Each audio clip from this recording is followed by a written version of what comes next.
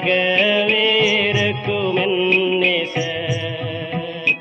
அன்பின் உயரம் நீளம் வேதி ஆழம் அடக்க யாரால் கூடும். அன்பின் உயரம் நீளம் வீதி ஆழம் அடக்க யாரால் கூடும். அன்பரின் பேரன்ப இங்கு அழகாய் கூற யாரால் கூடும். அன்பரின் பேரன்ப இங்கு அழகாய் கூற யாரால் கூடும். அன்பரன்பை யாரால் கூறலாம். ஆச்சரியம் அன்பாகவே இருக்கும் என் நேசர். கர்த்தருக்குள் அன்பானவர்களே, அனுதினமும் கிறிஸ்துவுடன் தியான வேளைக்கு உங்களை அன்புடன் அழைக்கிறோம். இன்றைய தியானத்திற்கான வேத வாசிப்பு யோபு 2ஆம் அதிகாரம் வசனங்கள் 1 முதல் 13 வரை.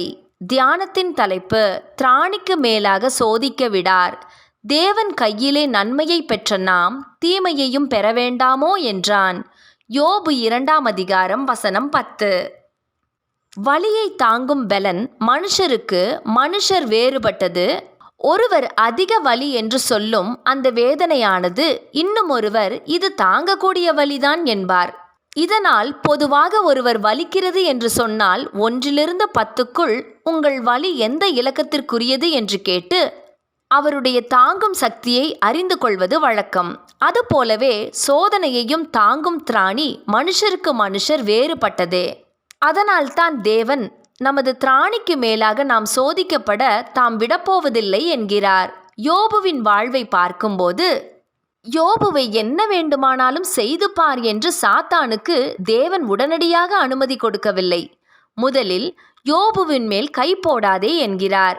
சாத்தான் யோபுவுக்கு உண்டான எல்லாவற்றையும் அழித்து போட்டான், பிள்ளைகளையும் சாகடித்தான். ஆனால் யோபுவோ கர்த்தர் கொடுத்தார், கர்த்தர் எடுத்தார், கர்த்தருடைய நாமத்துக்கு ஸ்தோத்திரம் என்கிறார். இந்த சோதனையில் அவர் தேவனை மகிமைப்படுத்தினார். ஆனால் சாத்தானுக்கு பொறுக்கவில்லை. ஓடுகிறான் தேவனிடம்.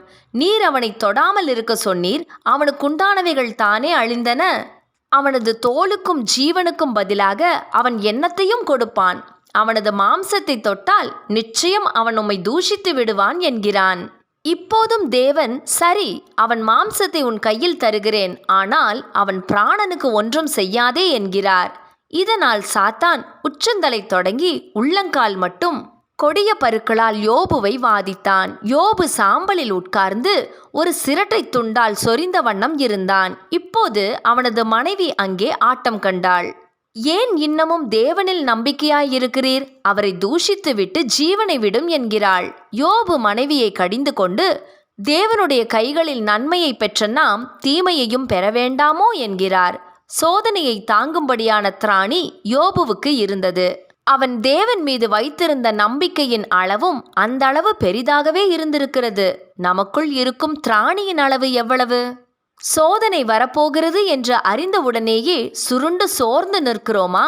தேவனை நோக்கி நமது முழங்கால்களை திடப்படுத்துவோம். உங்கள் திராணிக்கு மேலாக சோதிக்கப்படுவதற்கு அவர் இடம் கொடாமல் சோதனையோடு கூட அதற்கு தப்பிக்கொள்ளும்படியான போக்கையும் உண்டாக்குவார். 1 கொரிந்தியர் 10ஆம் அதிகாரம் வசனம் 13. ஜெபம் செய்வோமா? ஆண்டவரே, நீர் என்னை சோதித்த பின் நான் பொன்னாக விளங்க கிருபை தாரும். ஆமேன்.